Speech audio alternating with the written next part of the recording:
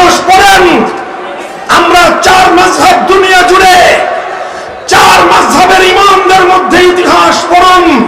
ইমামে আযম আবু হানিফা রাহমাতুল্লাহি আলাইহি হকের পথে অটল অবিচল থাকতে গিয়ে সময়ের শাসক কর্তৃক নিগৃহীত হয়েছেন, কারাগারে বন্দী হয়েছেন। শেষ পর্যন্ত ষড়যন্ত্রমূলক ভাবে বিষ প্রয়োগ করে ইমামে আযম আবু হানিফাকে শহীদ করা হয়েছে। ইমামে মালিক রাহমাতুল্লাহি আলাইহি সময়ের শাসকের দ্বারা নির্যাতিত হয়েছেন, উৎপাতের শিকার হয়েছেন। আর ইমাম আহমদ ইবনে হাম্বলের কথা কি বলবো? ইমাম আহমদ ইবনে হাম্বল নির্যাতিত হয়েছেন, কারান্তরীণ হয়েছেন। দিনের পর দিন প্রতিদিন তাকে এত জোরে ব্যত্যাঘাত করা হতো, প্রতিদিনের ব্যত্যাঘাতে ইমাম আহমদ ইবনে হাম্বলের শরীর থেকে রক্ত ঝরতো। ওরা বলতো ইমাম আহমদ ইবনে হাম্বলকে শাসকের কথা মেনে নাও, শাসকের কথা মেনে নাও। আহমদ ইবনে হাম্বল বলতেন ইদুনি বিকিতাবিল্লাহি ওয়া সুন্নতি রাসূলিহি আত্তাবিকুম। না, আল্লাহ পাক আমার বুকের মধ্যে আসমানি ওহীর ইলমের আমানত রেখেছেন, শাসকের সামনে মাথা নত করবার জন্য নয়। আনো কোরআনের দলিল, আনো কোরআনের দলিল, আনো আল্লাহর নবীর হাদিসের দলিল আনো। ব্যত্যাঘাত করা লাগবে না, আমার কাছে তলব করা লাগবে না। কোরআন হাদিসের দলিলের সামনে আহমদ ইবনে হাম্বল স্বেচ্ছায় মাথা নত করবে। আর কোরআন হাদিসের বিরুদ্ধে কোন কথা যদি মানবার জন্য আহমদ ইবনে হাম্বলকে চেষ্টা করো, আহমদ ইবনে হাম্বলের শরীর টুকরো টুকরো হবে, রক্তে রঞ্জিত হবে আল্লাহর জমিন। আহমদ ইবনে হাম্বল ঘাড়ের উপর থেকে কল্লা দিবে, হকের ঝান্ডা বুলন্দিত হতে দেবে না। ইন্নাল হামদুলিল্লাহ نحمده ونستعينه ونستغفره ونؤمن به ونتوكل عليه ونشهد أن لا إله إلا الله وحده لا شريك له ونشهد أن سيدنا ومولانا محمدا عبده ورسوله صلى الله تعالى عليه وعلى آله وأصحابه وبارك وسلم تسليما كثيرا. أما بعد فأعوذ بالله من الشيطان الرجيم. بسم الله الرحمن الرحيم. فلولا نفر من كل فرقة منهم طائفة ليتفقهوا في الدين ولينذروا قومهم إذا رجعوا إليهم لعلهم يحذرون. وقال رسول الله صلى الله عليه وسلم العلماء ورثة الأنبياء وإن الأنبياء لم يورثوا دينارا ولا درهما إنما ورثوا العلم فمن أخذه أخذ بحظ وافر. بارك الله لنا ولكم في القرآن العظيم ونفعنا وإياكم بالآيات والذكر الحكيم. اللهم صل على محمد وعلى آل محمد كما صليت على إبراهيم وعلى آل إبراهيم إنك حميد مجيد. اللهم بارك على محمد وعلى آل محمد كما باركت على إبراهيم وعلى آل إبراهيم إنك حميد مجيد. محترم हजरत सदर जलसा उपस्थित हजरत उलमाए किराम सम्मानित श्रद्धाभाजन मुरब्बी साहेबान समवेत इस्लाम प्रिय कुरआन प्रेमिक नबी प्रेमिक तौहिदी मुसलमान भाई बंधुगण एवं विभिन्न मद्रासा और अन्यान्य शिक्षांगन থেকে আগত সমবেত আমার প্রাণপ্রিয় ছাত্র বন্ধুগণ, বৃহত্তর ময়মনসিংহের সবচেয়ে প্রভাবশালী ও সুসংগঠিত অরাজনৈতিক সংগঠন ইত্তেফাকুল উলামা ময়মনসিংহ। আবারও বলছি, এটা আমি পর্যবেক্ষণ করে বলি, বৃহত্তর ময়মনসিংহের সবচেয়ে প্রভাবশালী এবং সবচেয়ে সুসংগঠিত অরাজনৈতিক সংগঠন এবং গোটা বাংলাদেশের মধ্যে উলামায়ে কেরামের মধ্যে সবচেয়ে বেশি সংহত এবং সবচেয়ে বেশি সংগঠিত উলামা সংগঠন ইত্তেফাকুল উলামা ময়মনসিংহ। আল্লাহ পাক রব্বুল আলামিন ইত্তেফাকুল উলামার কাজে কর্মে আরো বেশি বেশি বরকত দান করেন। জাতির পক্ষ থেকে, এদেশের ইসলাম প্রিয় জনতার পক্ষ থেকে শুকরগুজারি জানাই ইত্তেফাকুল উলামার দুই কর্ণধার, জাতির অন্যতম দুই রাহবার, ইত্তেফাকের সম্মানিত সভাপতি হযরত মাওলানা আব্দুর রহমান হাফিজ জি দামাত বারাকাতুহুমুল আলিয়া এবং ইত্তেফাকের নির্বাহী সভাপতি আল্লামা খালেদ সাইফুল্লাহ সাদি হাফিজাহুল্লাহ তাআলা ওয়া রাআহ। আল্লাহ পাক রব্বুল আলামিন আমাদের এই দুই মুরব্বী সহ ইত্তেফাকুল উলামার সকল দায়িত্বশীল এবং নেতৃবৃন্দকে ইসলামের উপর তাদের এই অটলতা, দৃঢ়তা এবং মজবুতিকে কবুল করুন এবং দিন দিন হিম্মত আরো বৃদ্ধি করে দিন। মুহতারাম হাজিরিন, কায়েদে মিল্লাতে ইসলামিয়া, আমিরে হেফাজতে ইসলাম আল্লামা জুনায়েদ বাবুনগরী আজকের মজমায় তশরিফ এনেছেন। এই মজমা আল্লামা জুনায়েদ বাবুনগরীর মজমা। এই মজমা হেফাজতে ইসলাম বাংলাদেশের মজমা। সেই সকাল থেকে 10টা থেকে আপনারা এভাবেই বাঁধ ভাঙ্গা জোয়ারের মতো এখানে ছুটে এসেছেন। তিল ধারণের ঠাঁই নেই এমন একেবারে ঠাসাঠাসি হয়ে সারাদিন এবং রাত এখন ঘড়ির কাঁটায় 10টায় অতিক্রম করেছে। এই দীর্ঘ সময় পর্যন্ত আপনাদের এভাবে উচ্ছ্বাস এবং আপনাদের এই স্বতঃস্ফূর্ত উপস্থিতি আশান্বিত করে জাতির নেতৃবৃন্দকে, জাতির কর্ণধার উলামায়ে কেরামকে। আল্লাহ পাক রব্বুল আলামিন আপনাদের এই আবেগ এবং উচ্ছ্বাস আল্লাহর দ্বীনের জন্য উলামায়ে কেরামের ইত্তেবা এবং আনুগত্যের ক্ষেত্রে আরো বৃদ্ধি করুন, আরো বরকত দান করুন। দেশের বরেণ্য উলামায়ে কেরামগণ আলোচনা করেছেন দিনভর এবং রাতের এই পর্ব পর্যন্ত। দীর্ঘ কোনো আলোচনা করার অবকাশ এবং প্রয়োজনীয়তা নেই। আজকের বর্তমান বাংলাদেশের যে প্রেক্ষাপট, যে প্রয়োজনীয়তা, আগামী দিনের আমাদের কথাগুলো কাটা কাটা কয়েকটি কথা পয়েন্ট আকারে আমি আপনাদের সম্মুখে আলোচনা করার প্রয়াস করব। চেষ্টা থাকবে যথেষ্টভাবেই সংক্ষিপ্ত আকারে কথাগুলো আপনাদের সম্মুখে তুলে ধরার। হযরত উলামায়ে কেরাম এবং সুধীবৃন্দ, আমি আপনাদের সম্মুখে রাসূল আকরাম সাল্লাল্লাহু আলাইহি ওয়াসাল্লামের সুপ্রসিদ্ধ একটি হাদিসের অংশ বিশেষ পাঠ করেছি। এই হাদিসটি আল্লাহ রাসূল সাল্লাল্লাহু আলাইহি ওয়াসাল্লামের একটি মৌলিক নীতি নির্ধারণী হাদিস। হাদিসের মর্ম বুঝবার জন্য সহায়ক আরেকটি হাদিস আমি উদ্ধৃত করছি।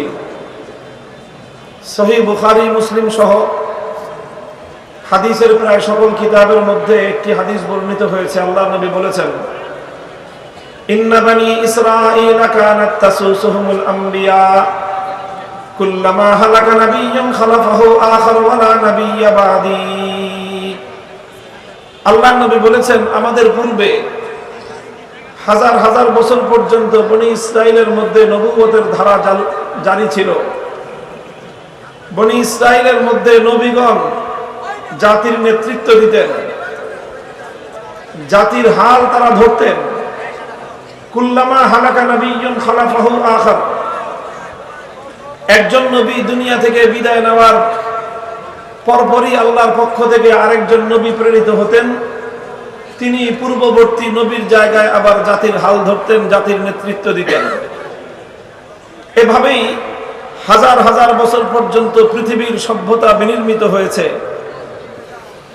এই বিশ্ব সভ্যতা এবং এই বিশ্ব সভ্যতার উৎকর্ষ, এর পিছনে এককভাবে যদি কোনো গোষ্ঠী এবং কোনো শ্রেণীর অবদান থেকে থাকে, তাহলে আম্বিয়া ইকরাম আলাইহিমুস সালাতু ওয়াস সালামদের অবদান অতুলনীয়। এই বিশ্ব সভ্যতা বিনির্মিত হয়েছে আম্বিয়া ইকরামের হাতে, মানবতার উৎকর্ষ সাধন হয়েছে আম্বিয়া ইকরামের হাতে। হযরত আদম আলা নবিয়িনা ওয়া আলাইহিস সালাতু ওয়াস সালাম থেকে নিয়ে শুরু করে আখির নবী মুহাম্মদুর রাসূলুল্লাহ সাল্লাল্লাহু আলাইহি ওয়াসাল্লামের মাধ্যমে পৃথিবীর মৌলিক সকল উৎকর্ষ এবং উন্নতি সাধিত হয়েছে। মানব সভ্যতা বিকশিত হয়েছে, মানবতা তার পূর্ণতা প্রাপ্ত হয়েছে। এজন্য নবী বলেন যে এভাবেই হাজার হাজার বছর ধরে নবীদের মাধ্যমে আল্লাহ পাক রব্বুল আলামিন পৃথিবীকে পরিচালনা করে আসছেন। এজন্য প্রত্যেক নবীকে বলা হতো খলিফাতুল্লাহ। প্রত্যেক নবীরই উপাধি ছিল খলিফাতুল্লাহ, খলিফাতুল্লাহ ফিল আরদ। আল্লাহ পাকের প্রতিনিধি হিসেবে আম্বিয়া ইকরাম বিশ্ববাসীকে নেতৃত্ব দিয়েছেন। নবীজি বলেন এই ধারা হাজার হাজার বছর ধরে চলতে চলতে আমি আখেরি নবী পর্যন্ত এসে উপনীত হয়েছে। এরপর ওয়া আনা খাতামুন নাবিয়্যিন ওয়া লা নাবিয়্যা বাদি, আমি হলাম সর্বশেষ নবী, আমার পরে আর কোন নবী আসবে না। রাসূল আকরাম সাল্লাল্লাহু আলাইহি ওয়াসাল্লাম যেখানেই নবুয়তের ধারাবাহিকতার বর্ণনা দিয়েছেন, সঙ্গে সঙ্গে এই কথাও বলেছেন যে আমি শেষ নবী, আমার পরে আর কোন নবী আসবে না। আমাদের নবীকে আল্লাহ পাক রব্বুল আলামিন যেই নবুয়ত দান করেছেন, সেই নবুয়তের সবচেয়ে বড় বৈশিষ্ট্য হলো খতমে নবুয়ত। আমাদের নবীকে আল্লাহ পাক রব্বুল আলামিন যেই সিংহাসন দিয়েছেন, সেই সিংহাসনের অনন্য সৌন্দর্য এবং অনন্য বৈশিষ্ট্য হলো খতমে নবুয়ত। সুতরাং শানে রিসালাত এবং খতমে নবুয়ত একটি অপরটির সঙ্গে অঙ্গাঅঙ্গি ভাবে জড়িত।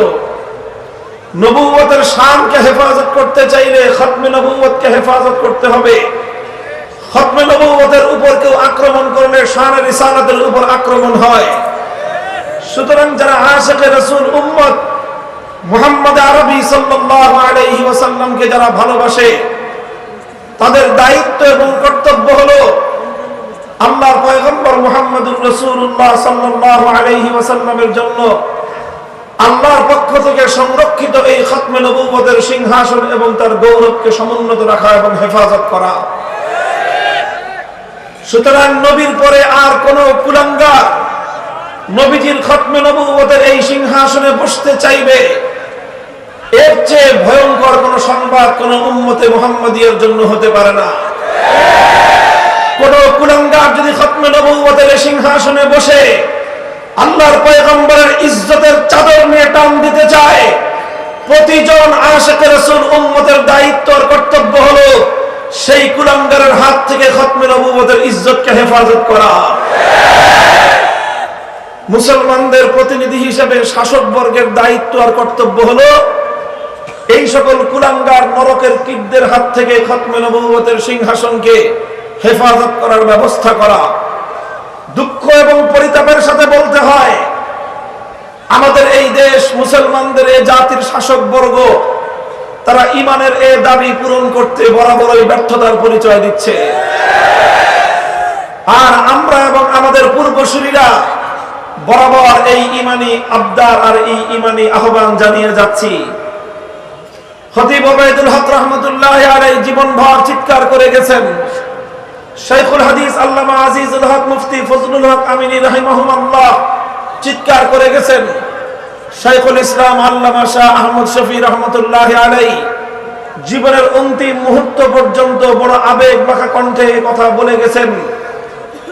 আল্লাহর পয়গম্বর আখেরি নবীর পরে নবুয়তের দাবিদার কাদিয়ানের ভণ্ড নবী গোলাম আহমদ এবং তার অনুসারীদেরকে অমুসলিম ঘোষণার মাধ্যমে আখিরি নবীর আনিত দ্বীন ইসলামকে কলঙ্ক মুক্ত করার জন্য আমরা আমাদের শাসক বর্গের কাছে আহ্বান জানিয়েছি। শাইখুল ইসলাম আল্লাহ আহমদ শফি পর্যন্ত আহ্বান জানিয়ে গেছেন, কিন্তু এখনো পর্যন্ত আমাদের শাসক বর্গ ধর্মপ্রাণ মুসলমানদের এই ঈমানি দাবি আখিরি নবীর খতমে নবুয়তের সিংহাসনকে হেফাজত করা এবং ইসলামের নামে ভণ্ডামিকারী প্রতারণাকারী এই কুচক্রী কাদিয়ানীদেরকে অমুসলিম ঘোষণা করে ইসলাম এবং মুসলমানদের মর্যাদা রক্ষা করার কোনো ব্যবস্থা করেনি।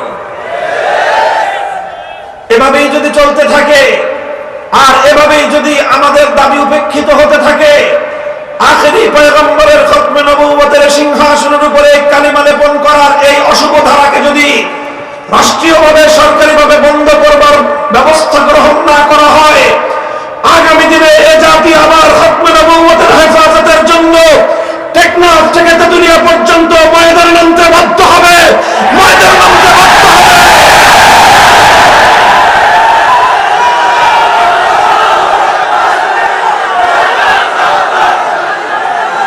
মুহতারাম হাজিরিন, আল্লাহ রাসূল সাল্লাল্লাহু আলাইহি ওয়াসাল্লাম বললেন, ওয়া আনা খাতামুন নাবিয়্যিন ওয়া লা নাবিয়্যা বাদি, আমার পূর্বে মানব জাতির নেতৃত্ব ছিল নবীদের হাতে। নবীগণ জাতিকে পরিচালনা করতেন, আমি হলাম সর্বশেষ নবী। এখান থেকে একটা প্রশ্ন থেকে যায়, প্রশ্ন জাগ্রত হয় স্বতঃস্ফূর্ত ভাবেই। প্রশ্ন হলো, আল্লাহর নবীর হাদিস থেকে বোঝা গেল পৃথিবীতে মানুষকে নেতৃত্ব দেওয়ার দায়িত্ব ছিল নবীদের, জাতিকে পরিচালনা করার দায়িত্ব ছিল নবীদের। নবীরাই হাজার হাজার বছর পর্যন্ত এই দায়িত্ব আঞ্জাম দিয়েছেন। আল্লাহর পয়গম্বর বলছেন, আমি হলাম শেষ নবী, আমার পরে আর কোন নবী কিয়ামত পর্যন্ত আসবে না। প্রশ্ন জাগে, হুজুর তাহলে আপনার পরে এই উম্মতের হাল ধরবে কে? আপনার পরে উম্মতের দায়িত্ব পালন করবে কে? এই প্রশ্ন যখন ওই হাদিসের মধ্যে উত্থাপিত হয়, নবী আকরাম সাল্লাল্লাহু আলাইহি ওয়াসাল্লাম সেই প্রশ্নের জবাব দেওয়ার জন্য এই হাদিস ইরশাদ করেছেন, আল উলামা ওয়ারাসাতুল আম্বিয়া। শাইখুল হাদিস আল্লামা আজিজুল হক নাফারাল্লাহু মারকাদাহু, আমার আব্বাজান মরহুম রাহমাতুল্লাহি আলাইহিকে আমি অসংখ্যবার এই কথা বড় আবেগাপ্লুত কণ্ঠে বলতে শুনেছি। ওই যে হাদিস থেকে প্রশ্ন জেগেছিল যে উম্মতের দায়িত্ব পালন করা, উম্মতের হাল ধরা নবীদের দায়িত্ব। এভাবেই হাজার হাজার বছর পর্যন্ত পৃথিবী চলেছে। আখিরি নবী চলে যাওয়ার পরে দুনিয়াতে আর কোন নবী আসবেন না। তাহলে প্রশ্ন হলো, নবীর অবর্তমানে উম্মতের হাল ধরবে কে? উম্মতের দায়িত্ব পালন করবে কে? এই প্রশ্নের জবাব দিয়েছেন আল্লাহর নবী, আল উলামা ওয়ারাসাতুল আম্বিয়া, আলেমগণই হলেন নবীদের উত্তরাধিকারী। মুহতারাম হাজিরিন, এই হাদিসটি বহুল পঠিত, বহুল আলোচিত। তবে এই হাদিসটিকে আমরা সাধারণত আলোচনা করে থাকি উলামায়ে কেরামের ফজিলত এবং মর্যাদা বোঝানোর জন্য। উলামায়ে কেরামের মর্যাদা এবং ফজিলতের আলোচনা এই হাদিসের উদ্ধৃতি দেয়া হয়। হযরত শাইখুল হাদিস রাহিমাহুল্লাহ বলতেন, এই হাদিসটি যতটা না উলামায়ে কেরামের ফজিলত এবং মর্যাদা বোঝানোর, তার চেয়ে অনেক বেশি এই হাদিস উলামায়ে কেরামের দায়িত্ব এবং কর্তব্য বোঝানোর। এই হাদিসের মাধ্যমে উম্মতের আলেমদের দায়িত্ব এবং কর্তব্য বোঝানো হয়েছে। মুহতারাম হাজিরিন, এই হাদিসের মধ্যে আল্লাহর রাসূল সাল্লাল্লাহু আলাইহি ওয়াসাল্লাম উম্মতকে দুটি বার্তা দিয়েছেন। কয় বার্তা? দুটি বার্তা দিয়েছেন। এই দুই বার্তার আলোচনায় আমার সংক্ষিপ্ত কথা। আল্লাহর নবী প্রথম বার্তা দিয়েছেন উম্মতের যারা গায়রে আলেম, সাধারণ উম্মতকে। প্রথম বার্তা দিয়েছেন সাধারণ নন আলেম, গায়রে আলেম উম্মতের প্রতি। সেই উম্মত শিক্ষিত হোক, অশিক্ষিত হোক, সেই উম্মত ব্যবসায়ী হোক অথবা চাকরিজীবী হোক, সেই উম্মত সাধারণ নাগরিক হোক অথবা প্রশাসনের কর্মকর্তা হোক, সেই উম্মত ব্যবসায়ী হোক, রাজনীতিবিদ হোক, নেতা হোক, এমপি, মন্ত্রী, মিনিস্টার যেই হোক, পুরা উম্মতকে লক্ষ্য করে, যারা আলেম না, গায়রে আলেম উম্মতকে লক্ষ্য করে আল্লাহর নবী যেই বার্তাটি দিয়েছেন, যেই মেসেজটি দিয়েছেন, সেটা হলো যখন কথা আসলো উম্মতের দায়িত্ব ছিল নবীদের কাঁধে, নবীরা উম্মতকে পরিচালনা করতেন। এরপরে যখন আল্লাহর নবী বললেন আমার পরে কিন্তু আর কোন নবী আসবে না, তখন এই কথা থেকে সাধারণ মানুষের মধ্যে একটা হতাশা জেগে উঠতে পারে, একটা হতাশা জাগ্রত হতে পারে। হে নবী, তাহলে আমাদের কি হবে? আপনিও চলে যাবেন, আপনার পরে তো আর কোন নবী আসবে না, তাহলে আমাদের হাল ধরবে কে? আপনি চলে যাবেন, আপনি বলছেন কিয়ামত পর্যন্ত আর কোন নবীর আগমন ঘটবে না, তাহলে আমাদের পথ প্রদর্শন করবে কে? আমাদের হাত ধরে আমাদেরকে পরিচালনা করবে কে? তাদের এই আবেগাপ্লুত হতাশা নিরসনে রাসূল আকরাম সাল্লাল্লাহু আলাইহি ওয়াসাল্লাম এই হাদিসের মধ্যে তাদেরকে সান্ত্বনার বাণী শুনিয়েছেন, তাদেরকে আশার আলো দেখিয়েছেন। সান্ত্বনার বাণী হলো আমার উম্মত, আমি চলে যাচ্ছি, নবীরা আসবেন না, নবুয়তের ধারা বন্ধ, তাই বলে তোমাদের হতাশ হওয়ার কোনো কারণ নেই, তোমাদের নিরাশ হওয়ার কোনো কারণ নাই। কারণ কিয়ামত পর্যন্ত নবী আগমন না হলে কি হবে? উম্মতের দায়িত্ব এবং সেই দায়িত্বের জোয়ার কাঁধে বহন করার জন্য নবীদের অবর্তমানে নবীদের পক্ষ থেকে তাদের উত্তরাধিকারী হিসেবে আলেম সমাজ দায়িত্ব পালন করবেন। সুতরাং আল্লাহর নবী উম্মতকে আশ্বস্ত করেছেন, উম্মতকে আশার আলো দেখিয়েছেন, তাদেরকে আশার বাণী শুনিয়েছেন। মুহতারাম হাজিরিন, সুতরাং আমি সাধারণ উম্মতকে জিজ্ঞাসা করতে চাই, আল্লাহর নবী আপনাদেরকে আশ্বস্ত করলেন যে নবীদের অবর্তমানে উম্মতের উলামায়ে কেরাম তোমাদেরকে পথ দেখাবে, নবীদের অবর্তমানে উম্মতের উলামায়ে কেরাম তোমাদের হাল ধরবে। সুতরাং তোমরা নবীদের উপস্থিতিতে যেভাবে তাদের আনুগত্য এবং অনুসরণ করে হক এবং সত্যের সন্ধান পেতে, নবীদের অবর্তমানে যদি তোমরা উম্মতের উলামায়ে কেরামের আনুগত্য করো, অনুসরণ করো, তাহলে তোমরা সত্য এবং হেদায়েতের পথে থাকতে পারবে। সুতরাং হে উম্মতে মুহাম্মাদিয়া, আল্লাহর নবী তার অবর্তমানে তোমাদেরকে যেই পরামর্শ এবং যেই দিক নির্দেশনা দিয়ে গেছেন, সেই দিক নির্দেশনা মেনে উম্মতের উলামায়ে কেরামের আনুগত্য করতে প্রস্তুত আছো তো? আল্লাহ পাক তৌফিক দান করেন, সকলে বলেন আমিন। নবীজির দ্বিতীয় বার্তা হলো উম্মতের আলেম সমাজের প্রতি, উম্মতের আলেমদের প্রতি আল্লাহর নবী তাদের উপর আস্থা রেখেছেন। উম্মতের আলেমদের প্রতি নবীজি আস্থা রেখেছেন। কি আস্থা? আল্লাহর নবী এক হাদিসের মধ্যে ইরশাদ করেছেন, ইন্নামা আনা লাকুম মিসলাল ওয়ালিদি লিওয়ালাদিহি, হে আমার উম্মত, আমি হলাম তোমাদের জন্য পিতার মতো। সন্তানের যেমন পিতা তাকে হাত ধরে ধরে সবকিছু শেখায়, আমি হলাম তোমাদের জন্য সেই রকম একজন পিতার মতো পিতা। সুতরাং পিতার মৃত্যুতে, পিতার অবর্তমানে যেরকম সন্তানরা ইতিম হয়ে যায়, কথা বলেন, পিতার অবর্তমানে সন্তানরা যেরকম অসহায়ত্ব অনুভব করে, আল্লাহর নবীর মৃত্যু এবং ইন্তেকালের মাধ্যমে উম্মত ইতিম হয়ে গিয়েছে। আল্লাহর নবী সেই ইতিম উম্মতকে আশ্বস্ত করে, আশান্বিত করে উম্মতের উলামায়ে কেরামকে দেখিয়ে বলে গেছেন, হে উম্মতের আলেমরা, আমি তোমাদের কাছে আমার এই ইতিম উম্মতের আমানত রেখে গেলাম, তোমরা আমার এই ইতিম উম্মতকে দেখে শুনে রাখবে।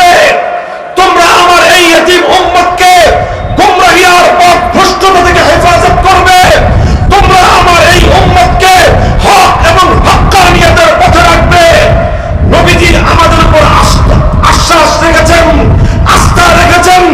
উম্মতের আলেমদের কাছে জানতে চাই, আল্লাহর নবীর এই আস্থার মর্যাদা রক্ষা করবার জন্য যে কোনো পরিস্থিতিতে হক এবং হক্কানিয়তের ঝান্ডাকে সমুন্নত রেখে উম্মতকে সঠিক পথ নির্দেশনা দেওয়ার জন্য উম্মতের উলামায়ে কেরাম প্রস্তুত থাকবে তো?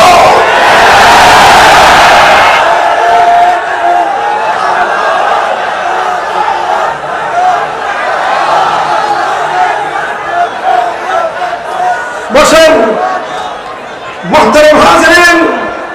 সুতরাং উম্মতের উলামায়ে কেরামের উপর আল্লাহর নবী আস্থা রেখেছেন। প্রতিটি সংকটকালে, প্রতিটি ক্রাইসিস পিরিয়ডে, প্রতিটি ক্রান্তিকালে উম্মতের উলামায়ে কেরাম উম্মতকে সঠিক পথে পরিচালিত করবে, উম্মতকে সঠিক পথের নির্দেশনা তারা দিবে। কাজেই একজন আলেম হওয়ার অর্থ শুধুমাত্র একটি খেতাব ধারণ করা নয়। একজন ব্যক্তি আলেম হওয়ার অর্থ শুধুমাত্র একটি লকব এবং উপাধি বহন করা নয়। একজন ব্যক্তি আলেম হওয়ার অর্থ শুধুমাত্র মর্যাদাপূর্ণ একটা আসন দখল করা নয়, বরং একজন আলেম হওয়ার অর্থ হলো আল্লাহর নবীর অবর্তমানে উম্মতের দায়িত্বের জোয়ান নিজের কাঁধে তুলে নেওয়া। এ দায়িত্ব পালন করতে গেলে সর্বদাই তোমার জন্য লাল গালিচা বিছানো থাকবে না। এ দায়িত্ব পালন করতে গেলে সর্বদা তোমাকে লাল গোলাপের শুভেচ্ছা জানানো হবে না। এ দায়িত্ব পালন করতে গেলে তোমার পথ সবসময় মসৃণ থাকবে না। এ দায়িত্ব পালন করতে গিয়ে কখনো তোমাকে আখেরি পয়গম্বরের মতো তায়েফের ময়দানে রক্ত ঝরাতে হবে। এ দায়িত্ব পালন করতে গিয়ে তোমাকে কখনো আখেরি নবীর মতো উহুদের ময়দানে দান শহীদ করতে হবে। মাথার চোয়ালের হাড় ভেঙে রক্ত দিয়ে হকের ঝান্ডাকে সমুন্নত রাখতে হবে।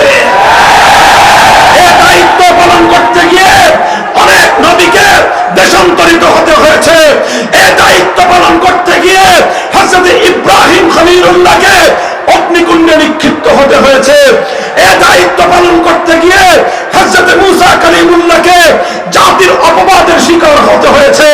এ দায়িত্ব পালন করতে গিয়ে হযরত ঈসা রূহুল্লাহকে ইহুদিদের দ্বারা হত্যাকাণ্ডের ষড়যন্ত্রের শিকার হওয়া লেগেছে। এ দায়িত্ব পালন করতে গিয়ে অনেক নবীকে করাতের আঘাতে দ্বিখণ্ডিত হতে হয়েছে। এ দায়িত্ব পালন করতে গিয়ে অনেক নবীকে, অনেক পয়গম্বরকে ফাঁসি কাস্টে ঝুলতে হয়েছে।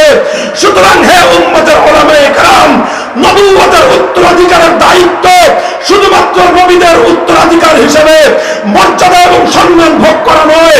নবুয়তের উত্তরাধিকারের দায়িত্ব হলো প্রয়োজনের ক্ষেত্রে করাতের দ্বারা দ্বিখণ্ডিত হতে হবে।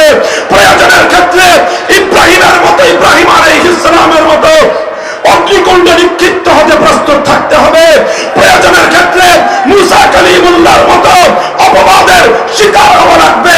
প্রয়োজনের ক্ষেত্রে তোমাকে ফাঁসি কাস্টে ঝোলানোর ষড়যন্ত্র চলতে দেখতে হবে। প্রয়োজনের ক্ষেত্রে তোমাকে তোমার দেশ থেকে দেশান্তরিত করা হতে পারে। যে কোনো ত্যাগের কোরবানি নাসরানা পেশ করার জন্য প্রস্তুত থাকতে হবে। নবুয়তের উত্তরাধিকারের দায়িত্ব থেকে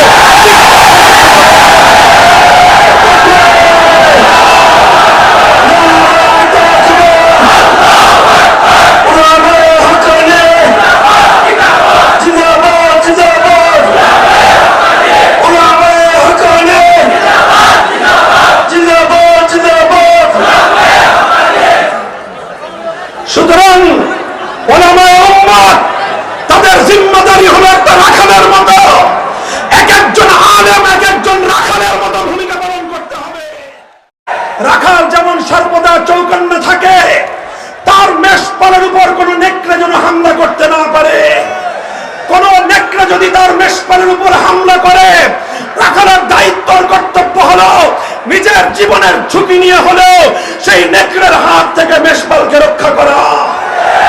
উম্মতের আলেমদের দায়িত্ব হলো উম্মতের প্রতি রাখালের দৃষ্টি দিয়ে তাকিয়ে থাকা। কখনো কোনো কুলাঙ্গার যদি উম্মতের কোন সদস্যকে গুমরাহ করবার চেষ্টা করে, পথ ভ্রষ্ট করবার চেষ্টা করে, উম্মতকে বিপদগামী করবার চেষ্টা করে, জীবনের ঝুঁকি নিতে হবে। উম্মতকে রাস্তায় একা ছেড়ে দেওয়া যাবে না।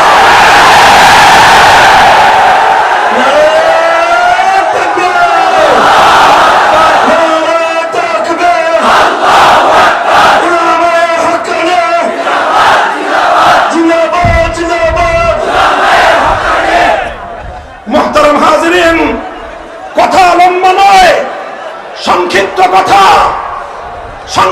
কথা।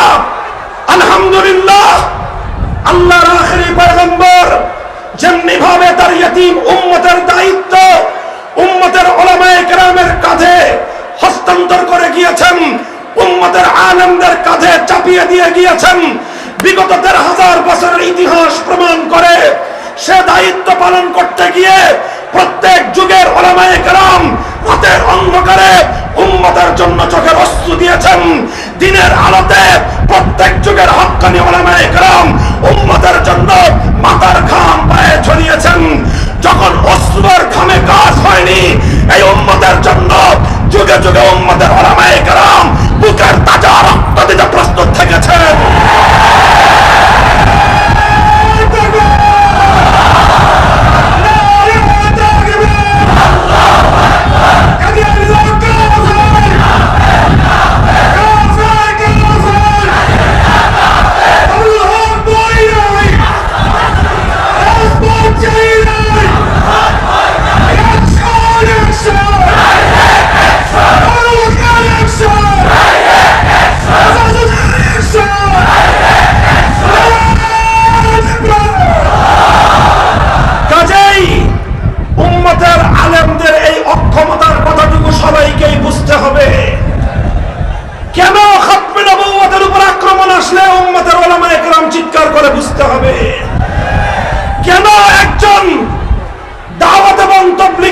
সাথী যখন উম্মতকে বিপদগামী করবার চেষ্টা করে, উম্মতের উলামায়ে কেরাম কেন সেই বিষয়টা নিয়ে মাথা ঘামান তোমাকে বুঝতে হবে। যখন রাস্তার মনে মনে শিরকি সংস্কৃতি বাস্তবায়নের পায়তারা করা হয়, উম্মতের উলামায়ে কেরাম কেন নীরব থাকতে পারেন না? উম্মতের আলেমরা এজন্যই নীরব থাকতে পারেন না, কারণ যদি উম্মতের উলামায়ে কেরাম নীরব থাকে, তারা যদি নিষ্ক্রিয় থাকে, আর এই সুযোগে ধর্মপ্রাণ সাধারণ মুসলমানদেরকে কোন বিপদগামী যদি তাদেরকে গুমরাহ করে দেয়, ভুল পথের দিকে নিয়ে যায়, তাদের মাথার উপর যদি শিরকি সংস্কৃতি চাপিয়ে দেওয়া হয়, আর এভাবেই যদি তারা শিরকের দিকে ধাবিত হয়ে যায়, আর কেউ জিজ্ঞাসা করুক বা না করুক, কিয়ামতের দিন আল্লাহর নবী উম্মতের আলেমদের কাছ থেকে জবাবদিহিতা করবেন, আমার ইতিম উম্মতকে তোমরা কি করেছিলে? প্রশ্ন করবেন, আমার উম্মত দাওয়াত এবং তাবলীগের মেহনত করতে গিয়ে তোমাদের দায়িত্ব পালনে ব্যর্থতার কারণে তারা বিপদগামী হয়েছিল, তোমরা কি করেছিলে? আমার উম্মত রাষ্ট্রীয় ষড়যন্ত্রের কারণে তাওহীদবাদের থেকে তারা বিচ্যুত হয়ে শিরকি সংস্কৃতির দিকে ধাবিত হয়েছিল, তোমরা তখন কি করেছিলে? জবাব আমাদেরকে দিতে হবে। আল্লাহর কোরআন বিরোধী কোন আইন যখন আল্লাহর জমিনে প্রবর্তিত হয়, আর কারো কিছু না আসলে গেলেও উম্মতের উলামায়ে কেরামের রাতের ঘুম হারাম হয়ে যায়। অনেকে বুঝে না আলেমদের সমস্যাটা কি, অনেকে বুঝে না আলেমদের সমস্যাটা কি। তারা আবার বলে কাদিয়ানীরা থাকলে হুজুরদের সমস্যা কি। তারা বলে রাস্তার মনে মনে শিরকি সংস্কৃতি প্রতিষ্ঠিত হলে আলেমদের সমস্যাটা কোথায়। তারা আবার বলে, অনেকে বিরক্তি প্রকাশ করে, কি আইন হবে না হবে এটা নিয়ে আলেম ওলামাদের এত চিৎকার চেঁচামেচি করার দরকার কি। তারা বলে যে হুজুরদেরকে মাদ্রাসা মসজিদ দিয়েছি, মাদ্রাসা মসজিদ নিয়ে থাকেন, আপনারা প্রত্যেকটা বিষয়ে নাক গলাতে আসেন কেন? আমাদের পরিষ্কার জবাব হলো, উম্মত রিলেটেড যে কোনো বিষয় যেটার সাথে উম্মতের হক এবং হক হক্কানিয়তের সম্পর্ক, যেটার সাথে উম্মতের বিভ্রান্তি এবং হেদায়েতের সম্পর্ক, যেই প্রশ্নের সাথে আল্লাহর জমিনে উম্মতের সৎ পথে পরিচালিত হওয়া না হওয়ার সম্পর্ক, সেই বিষয়ে অন্য কারো পারমিশন নিয়ে উম্মতের উলামায়ে কেরাম কথা বলবে না। আল্লাহর নবীর নির্দেশে যে কথা বলতে হয় উম্মতের উলামায়ে কেরাম সে কথাই বলে যাবে।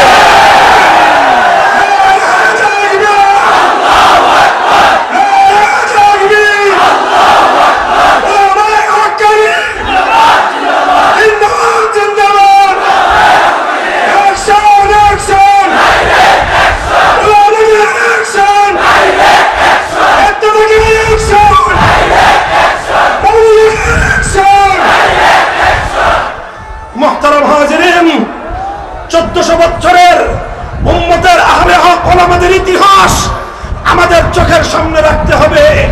সেই ইতিহাস আমাদেরকে পর্যালোচনা করতে হবে। হে উম্মতের নকিব ওলামায়ে কেরাম, হে উম্মতের রাহাগীর ওলামায়ে কেরাম, হে উম্মতের দিক নির্দেশনা দানকারী উম্মতের আলেম সমাজ, তোমাদেরকে আমি বলতে চাই, হতোদ্যম হওয়ার কোনো কারণ নাই, হতাশ হওয়ার কোনো কারণ নাই। শত্রুরা যত শক্তিশালী হোক না কেন, মনে রেখো হকের ঝান্ডা তোমাদের হাতে, আল্লাহর সাহায্য তোমাদের হাতে। তোমরা যদি তোমাদের দায়িত্ব পালনে যথার্থভাবে চেষ্টা করো, সারা দুনিয়ার সমস্ত বাতিলপন্থী তোমাদের হকের আওয়াজের সামনে পরাজয় বরণ করতে বাধ্য হবে।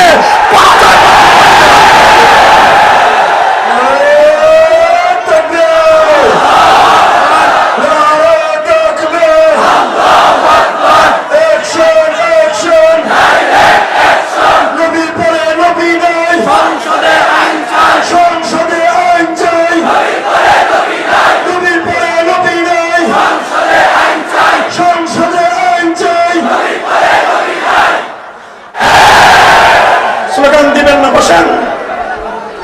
সামনে আগান। চার ইমামের তিন ইমাম হকের ঝান্ডা সমুন্নত করতে গিয়ে জুলুম এবং নির্যাতনের শিকার হতে হয়েছে। আসেন মুহাদ্দিসিনদের ইতিহাস। সুফিয়ানে সাউরি রাহমাতুল্লাহ আলাইহি যেই জনপদে জন্মগ্রহণ করেছিলেন, জন্মভূমিতে থাকতে পারেননি, দেশান্তরিত হতে হয়েছে। ওনাকে দেশ থেকে বাধ্য করা হয়েছিল এই দ্বীনের আমানতের জিম্মাদারি সামাল দিতে গিয়ে। আসুন আমিরুল মুমিনিন ফিল হাদিস ইমাম বুখারী রাহমাতুল্লাহি আলাইহির ইতিহাস, কত প্রেরণাদায়ক ইতিহাস, কত মর্মান্তিক ইতিহাস। ইমাম বুখারী জগৎ বিখ্যাত সহিহুল বুখারীর তালিম দিতেন। 90,000 ছাত্র ইমাম বুখারী থেকে সরাসরি বুখারী শরীফের দর্শ গ্রহণ করেছেন। গোটা দুনিয়াব্যাপী যার সুখ্যাতি ছড়িয়ে পড়েছিল, সারা দুনিয়া থেকে ইলম পিপাসু হাদিস অন্বেষণকারী জ্ঞানীরা ইমামে বুখারীর কাছে ছুটে আসতো হাদিস গ্রহণ করার জন্য। এটা দেখে সময়ের শাসক হিংসার আগুনে জ্বলে উঠল যে আমি ডাক দিলে তো 9 জন মানুষও আসে না, ইমাম বুখারী সালাত টেবিলের উপর বসলে 90,000-এর মজমাদার সামনে বসে যায়। শাসক বলল, ইমাম বুখারীর কাছে পয়গাম পাঠালো, তোমার কিতাবের তো অনেক সুখ্যাতি, এই কিতাব তুমি পড়াবে, তোমার কাছে পড়বে আমার 2 রাজপুত্র, আমার 2 জন সন্তান তোমার কাছে এই কিতাব পড়বে। তবে এই কিতাব তোমার কাছে পড়বার জন্য তোমার ওই ফকিরখানায় যাবে না, অন্য বাকি 10 জনের মতো মাটির উপর হাঁটু গেড়ে রাজপুত্ররা বসতে পারবে না। সুতরাং তুমি প্রতিদিন একটা সময় নির্ধারণ করে আমার বাড়িতে এসে আমার সন্তানদেরকে তুমি পাঠদান করে যাবে। যখন ইমাম বুখারীর কাছে সময়ের শক্তিশালী শাসকের পক্ষ থেকে পয়গাম এলো, কি ছিল ইমাম বুখারীর জবাব? টিউটরি করতে ছুটে গিয়েছেন রাজদরবারে, হালুয়া রুটির ভাগ পাঠাবার জন্য ছুটে গিয়েছিলেন রাজদরবারে। ইমাম বুখারী চিন্তা করেছিলেন, সময়ের উলামায়ে কেরামের মাথার মুকুট আল্লাহ পাক আমার মাথায় উঠিয়ে দিয়েছেন। আমি যদি আজ সময়ের শাসকের সামনে মাথা নত করে বসি, কিয়ামত পর্যন্তের জন্য বিরাসতে নবুওয়াতের উত্তরাধিকারীদের মর্যাদা ভুলুণ্ঠিত হয়ে যাবে। তিনি শাসকের কাছে পয়গাম পাঠিয়ে দিলেন, ইন্নী লা উযিল্লুল ইলম ولا أحمله إلى باب الأمراء إني لا أذل العلم ولا أحمله إلى باب الأمراء হে সময়ের শাসক তোমার সন্তানকে যদি বুখারী শরীফ পড়তে হয় আমার কাছে হাদিস যদি পড়তে হয় তোমার সন্তানকে আর 10 জন সাধারণ নাগরিকের মতো আমার সামনে এসে ওই সেরা চটের উপর আর সেরা সালার বস্তার উপর বসে হাঁটু গেড়ে আমার কাছ থেকে হাদিস শিখতে হবে। আমি আল্লাহর নবীর হাদিসকে তোমার রাজ দরবারে নিয়ে টিউটরি করে নবীর চির উন্নত হাদিসের মর্যাদা আমি ভুলণ্ডিত করতে পারবো না। এরপর কি হলো? একদিকে শাসকের আত্মমর্যাদা বোধ, আরেকদিকে ইমাম বুখারীর ইলমের আত্মমর্যাদা বোধ, একদিকে শাসকের শাসন ক্ষমতার অহংকার, আরেকদিকে ইমাম বুখারীর আল্লাহর পক্ষ থেকে আসমানি ওহীর ইলম পক্ষে ধারণ করবার আত্মমর্যাদা বোধ। লড়াই শুরু হয়েছিল শাসকের রাজ্য ক্ষমতা, শাসকের শাসন ক্ষমতা আর একজন সত্যপন্থী চির উন্নত আলেমের ইলমি খায়রাত এবং আত্মমর্যাদা বোধের লড়াই। ইতিহাস বলে বাদশাহ সময়ের শাসক ইমাম বুখারীকে সংকুচিত করতে করতে এমন একটা পরিস্থিতিতে সে ফেলে দিয়েছিল, ইমাম বুখারী যখন দর্স চালায় শাসক পুলিশ পাঠায় এসে জিজ্ঞেস করে, হুজুর ছাত্র পড়াইতেছেন পারমিশন আছে? ছাত্র যে পড়াইতেছেন পারমিশন আছে? আপনি যে হাদিস পড়েন এত মানুষ জড়ো হয়েছে কার অনুমতি নিয়েছেন? শাসকের অনুমতি নিয়েছেন? এই সমস্ত কথা বলে ইমাম বুখারীকে উত্তপ্ত করা শুরু করলো। আপনারা কি মনে করতেছেন এই উত্তপ্ত করা আর এই ডিস্টার্বনেস কোরআনের কথা বলতে হাদিসের কথা বলতে শুধু এ যুগেই আমাদেরকে বাধার সম্মুখীন হতে হয়?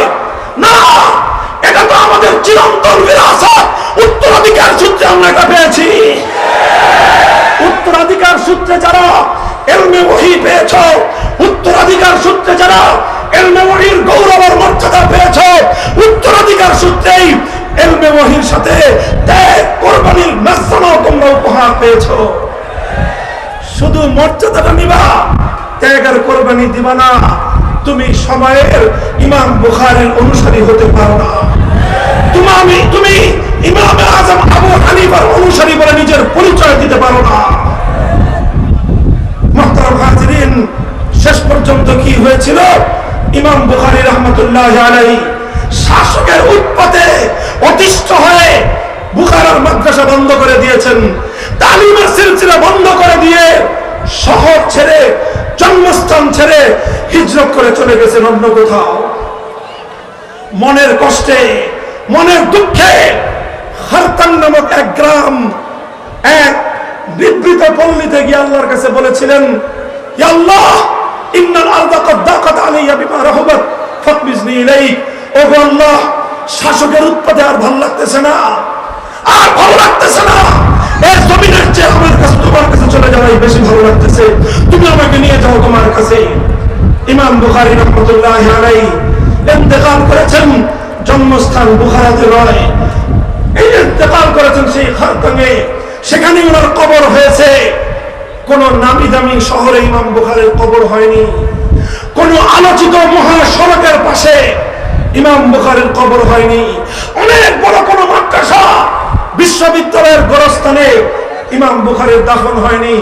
ইমাম বুখারীর দাফন হয়েছিল অনুল্লেখযোগ্য একটা উপেক্ষিত, এক আলোচনাবিহীন নিভৃত এক পল্লীর এক কর্নারে। কিন্তু ইতিহাস কি বলে? বুখারার মতো নামি দামি শহরে ইমাম বুখারীর কবর হয়নি। এতে ইমাম বুখারী বঞ্চিত হননি, বুখারা নগর বঞ্চিত হয়েছে। ইমাম বুখারী বঞ্চিত হননি, বুখারা নগর বঞ্চিত হয়েছে। ইমাম বুখারী পরাজিত হননি, সময়ের শাসকের কপালের মধ্যে পরাজয়ের কালিমা লেপ্টে গেছে। এভাবেই বলতে চাই, হে উম্মতের আলেম সমাজ, আমরা যদি এভাবে ইমাম আযম আবু হানিফা থেকে ইমাম বুখারীর মতো ইলমে দ্বীনের গৌরব আর মর্যাদাকে রক্ষা করে হকের ঝান্ডা সমুন্নত রাখতে পারি, আমাদের জান যাবে, আমাদের প্রাণ যাবে,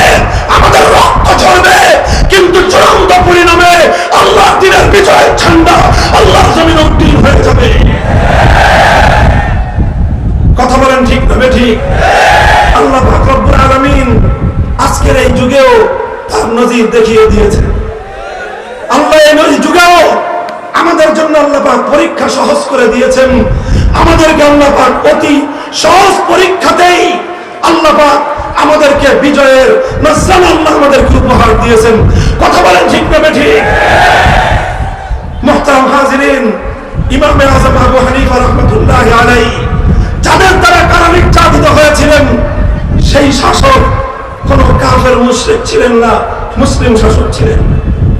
ইমামে আহমদ ইবনে হাম্বলের পিঠের উপর প্রত্যাঘাত করত যেই শাসক, সেই শাসকও কোন হিন্দু, বৌদ্ধ, খ্রিস্টান, ইহুদি শাসক ছিল না। সেই শাসকও মুসলমান ধর্মেরই কোন একটি গোত্রের, কোন একটি গ্রুপের অনুসারী ছিল। ইমামে বুখারীকে যেই শাসক দেশান্তরিত করেছিল, সেই শাসকও কোন গায়র মুসলিম শাসক ছিল না, কোন অমুসলিম শাসক ছিল না, মুসলিম শাসকই ছিল। ইতিহাস কি বলে? আলেম সমাজকে এভাবেই যুগে যুগে বিভিন্ন কায়েমি স্বার্থবাদী গোষ্ঠীর দ্বারা নিগৃহীত হতে হয়েছে। অতঃপর আল্লাহ পাকের ওয়াদা রয়েছে, আশ্বাস রয়েছে, লা তাযালু তাইফাতুম মিন উম্মতি মানসুরিনা আলাল হক লা ইয়াদুররুহুম মান খাযালাহুম। তোমরা যদি হকের ঝান্ডা নিয়ে অটল আর মজবুত থাকো, পৃথিবীর কোন শক্তি তোমাদেরকে পরাভূত করতে পারবে না।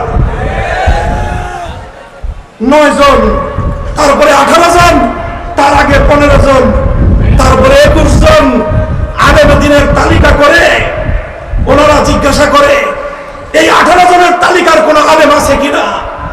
আলেম থাকলে কি হবে? কয় তাহলে 18 জনের তালিকাভুক্ত কোন আলেম থাকলে কোরআনের কথা বলা যাবে না। এত বড় স্বৈরাচারী আদেশ যদি কোন প্রশাসনিক কর্মকর্তা দিয়ে থাকে, এ জাতি তার নাম জানতে চায়।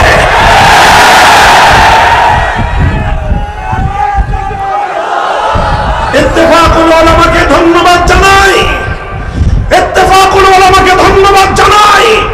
টেকনাফ থেকে তেতুলিয়া গোটা বাংলাদেশের ধর্মপ্রাণ মুসলমানদের হৃদয়ে রক্তক্ষরণ হচ্ছিল। এভাবে দেশের হক্কানি উলামায়ে কেরাম হকের কথা বলবার অপরাধে সময়ের কিছু অতি উৎসাহী প্রশাসনিক কর্মকর্তা আল্লাহর কোরআন এবং কোরআনের ধারক বাহক আলেমদেরকে অপমান করবার চেষ্টা করছিল। তাদের বিরুদ্ধে ইত্তেফাকুল উলামায়ে কেরাম যখন মাঠে নেমেছে, গোটা দেশে জনতার বাঁধ ভাঙ্গা জোয়ার ছুটেছে। জনতার সেই বাঁধ ভাঙ্গা জোয়ারে সেই সকল অতি উৎসাহী প্রশাসনিক কর্মকর্তাদের স্বৈরাচারী আদেশ বঙ্গোপসাগরে ভেসে গেছে। আমরা বারবার বলতে চাই, পরিষ্কার আমাদের পয়গাম, আমরা কথা বলবো, আমাদের কথার মধ্যে যদি কোনো ভুল থাকে আল্লাহর কোরআনের আলোকে প্রমাণ করে দিবেন যে কোরআনের আলোকে আমাদের কথার এই ভুল আছে। উলামায়ে কেরাম কথা বলবেন ইসলামের আদর্শের আলোকে, নবীর হাদিসের আলোকে। যদি কোনো ভ্রান্তি থেকে থাকে ধরিয়ে দিবেন। উম্মতের শীর্ষ উলামায়ে কেরাম রয়েছেন, তারা আসলে শুদ্ধ দেওয়ার ব্যবস্থা করবে। শুধুমাত্র আপনার মনোভূত হয় না, শুধুমাত্র কারো পছন্দ হয় না, এই অজুহাতে শাহজালালের বাংলায় হকের কোন কণ্ঠ স্তব্ধ করে দেওয়া যাবে না, স্তব্ধ করে দেওয়া যাবে না।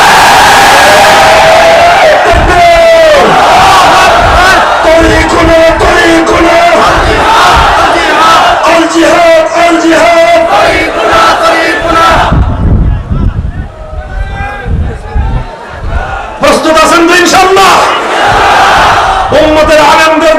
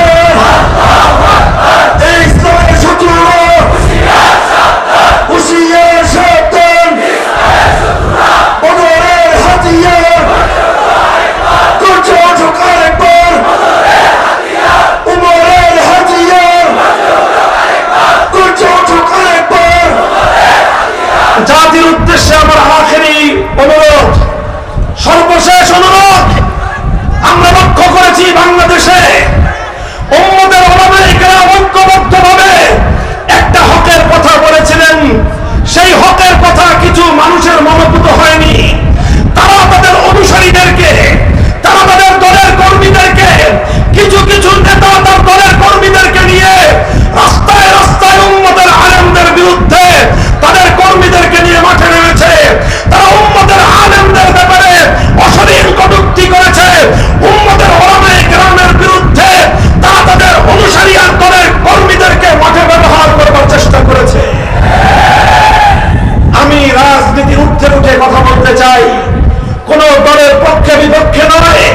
তবে একটা কথা বলবো, উম্মতের গোটা আলেম সমাজ যখন এক সুরে একমত হয়ে কোন একটি কথা বলেন, সেই কথাটি আর কোন ব্যক্তি আলেমের থাকে না, বরং সেই কথাটি হয় ইজমায়ে উম্মত, আর সেটাই হয় আল্লাহর কথা, সেটাই হয় ইসলামের সিদ্ধান্ত। হ্যাঁ, আলেমরা যদি মতবিরোধ করেন, এক আলেম একটা বলে, আরেক আলেম আরেকটা বলে, সেই ক্ষেত্রে যে কোনো একজনের কথা গ্রহণ করার অবকাশ আছে। কিন্তু যেই বিষয়ে সমস্ত আলেমগণ একমত হয়ে কথা বলেন, সেটা শুধু আলেমের কথা না সেটা আল্লাহর কথা, সেটা শুধু আলেমের কথা না সেটা ইসলামের সিদ্ধান্ত। হে আমার বাংলাদেশের নাগরিকরা, রাজনীতি করবা দেশ এবং জনগণের স্বার্থে, যার যার হিসাব মতে। দেশের কল্যাণ করো, জনগণের সেবা করার জন্য। রাজনৈতিক ক্ষমতা নিয়ে জনসেবার উদ্দেশ্যে তুমি যে কোনো রাজনীতি করো, ক্ষমতা নিও, ক্ষমতা আর পাওয়ার নিয়ে জনগণের কল্যাণ করো, সেবা করো। I appreciate you.